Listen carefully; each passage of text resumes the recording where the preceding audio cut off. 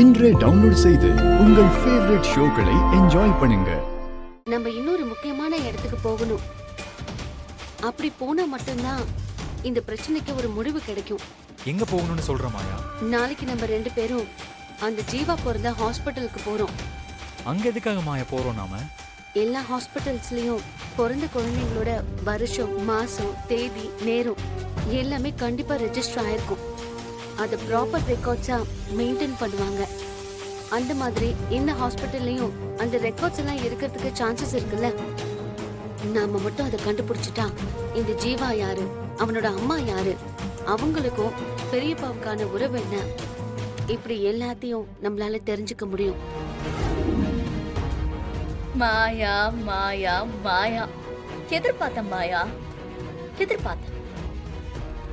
நான் நினைச்ச மாதிரியே புத்திசாலித்தனமா நீ ஆரம்பிக்க போற ஆட்டத்தை முடிச்சு வைக்க போறதே நான் தான். நீ எதை தேடி போறியோ அதை தேடிப்போ. ஆனா உனக்கு ஒரு பெரிய சர்ப்ரைஸ் காத்துக்கிட்டு இருக்க.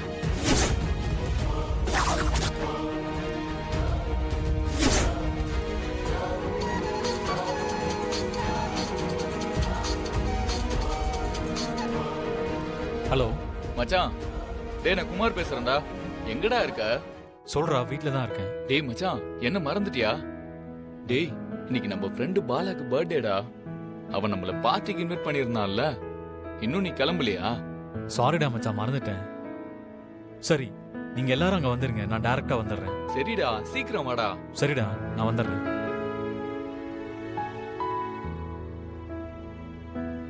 மாயா, என் ஃப்ரெண்டு பர்த்டே ஃபங்க்ஷன் கூப்பிடுறான். நான் போன உடனே வந்துடுறேன். இங்க பாரு சீனு, இந்த டைம்ல நீ வெளியில போக வேண்டாம். உன்னோட ஃப்ரெண்ட்ஸ் எல்லாம் இப்ப பார்ட்டி மூட்ல இருப்பாங்க. நீ போனா அப்ப உன்னையே குடிக்க வைப்பாங்க. மாயா ப்ளீஸ் மாயா, போய் அட்டென்ட் பண்ணிட்டு உடனே வந்துடுறேன். சரி போ. ஆனா ஒரு கண்டிஷன், நான் ஃபோன் பண்ணாலோ இல்லனா வீடியோ கால் பண்ணாலோ நீ உடனே அட்டென்ட் பண்ணணும். கண்டிப்பா மாயா. சரி, நான் கிளம்பட்டுமா? ஒரு நிமிஷம்.